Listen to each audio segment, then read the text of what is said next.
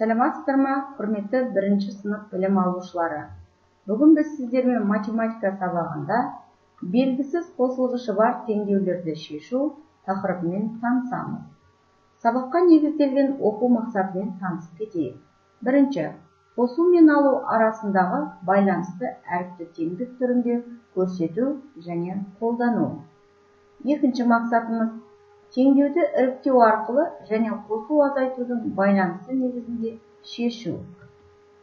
Сабағымыздың мақсаты белгісіз қосылғышы бар теңдеулерді шешіп үйрену. Сабаққа қойылатын дискриптормен танысып кетейік. Бірінші, белгісіз компонентті теңдіктің екінші жағына жазамыз. Қосындының мәнінен екінші қосылғышты азайтамыз. Үшінші, белгісіз компоненттің мәнін жазамыз. Төртінші, белгісіз компоненттің мәнін орнына қойып тексереміз. Олай болса, сабағымызды бастаймыз. Белгісіз қосылғышы бар теңдеулерді қалай шешу жолын үйренеміз. Біз бұны үйрену үшін ең бірінші өткен тақырыпты кішкене есімізге түсіріп кетейік. Яғни бұл жерде біз қосудың компоненттерін және олардың компоненттер белгісіз болғанда қалай табу жолдарын есімізге түсіріп кетейік.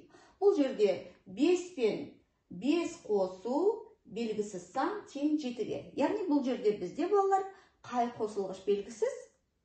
Дұрыс айтасыздар, екінші қосылғыш белгісіз. Екінші қосылғыш белгісіз болса, не істейміз? Дұрыс айтасыңдар. Қосындының мәнінен бірінші қосылғышты азайтамыз. Қосындының мәнінен екінші қосылғышымыз қосындының мәні 7-ден 5-ті азайтсақ, 2 болады. Яғни біз ойша 2-ні тауып алдық. Ал теңдеуде осы егер бізде екінші қосылғышымыз белгісіз болса, қалай табамыз? Осыны қазір мен сендерге теңдеудің шығару алгоритмдерін түсіндіре отырып, қалай шығару жолын үйретемін. Яғни, біз клеткамыздың шетінен бір торгөзді тастай отырып, осы теңдеуді жазамын. 5 қосу x белгісіз компонентті x пен аламыз, тең 7. Бұл жерде бізде екінші компонентіміз қосудағы екінші қосылғыш белгісіз. Бұны біз қалай табамыз? Осы белгісіз қосылғышты теңдіктің екінші жағына шығарып жібереміз. Бір торгөз тастай отырып, x тең дейміз белгісіз қосылғышымызды. Енді ереже бойынша біз өте жақсы білеміз. Қосындының мәнінен бірінші қосылғышты азайтсақ, екінші қосылғыш шығады дегенді біз бұрында ойша шығарсақ, теңдеуде біз бұны жазып қоямыз. Яғни 7 азайту 5. Біздің екінші қадамымыз дәл осылай жазылады. Енді дәптерімізге осылай жазып алғаннан кейін, енді үшінші қадамға көшеміз. Үшінші қадамымызда да біз белгісіз қосылғышымызды тағы да жазып аламыз. Екінші қосылғышымыз белгісіз деп теңдіктің екінші шетіне шығарып аламыз. Қосындының мәні 7-ден 5-ті азайтамыз. Мәні қанша болады? Өте дұрыс айтасыңдар, 2 болады. Ендігі қадамымыз бойынша, теңдеу бойынша біз оны тексереміз. Сызық қою деген сөз, бұл астын сызық қойсақ, біз бұл теңдеуді тексеріп жатырмыз деген сөз. Біз енді ең алғашқы теңдеудің жазылуына келеміз. Осы бірінші жазылуды, теңдеудің берілуін біз осы жерге көшіріп жазамыз. Бірақ бір нәрсені есімізде сақтауымыз керек. Екінші қосылғыш белгісіз ғой. Осының орнына біз 2 деген санды қойып отырып көшіреміз. Алдымен 5-тің өзін жазамыз. Қосу таңбасын қоямыз. X-тің орнына қанша шықты? Дұрыс айтасыңдар, 2 шықты. Олай болса 2-нің өзін жазамыз. Тең дейміз. Сосын 7-ні жазып аламыз. Енді 5 пен 2-ні қоссақ қанша болады?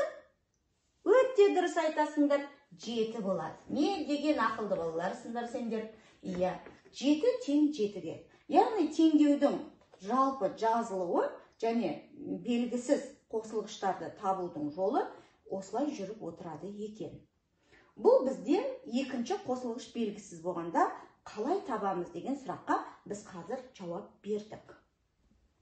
Ал балалар, біз жаңа екінші қосылғыш белгісіз болғанда қалай теңдеу арқылы шығаруға болатынды үйрендік. Олай болса, енді біз бірінші қосылғыш белгісіз болғанда теңдеуде қалай шығарамыз?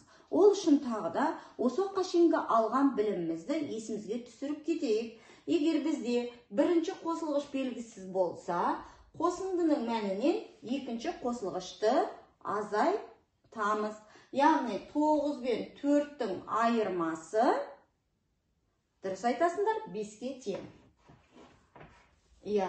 Біз бұны білеміз. Енді осыны теңдеуден қалай шығарамыз? Теңдеудің жаңа айтып кеттім, өзінің орындалу алгоритмі бар. Сондықтан біз дәл осы өрнекті теңдеу түрінде қалай шығарамыз?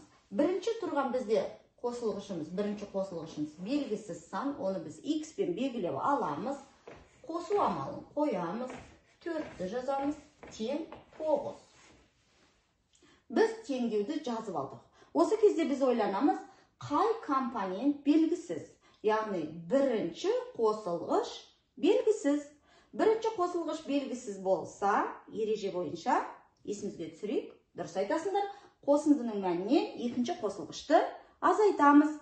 Өте дұрыс. Олай болса, заңдылық бойынша бір төргөз тастай отырып, осы белгісіз компонентімізді біз теңдіктің екінші шетіне шығарып жібереміз. Ол деген сөз x тең деп жазып аламыз.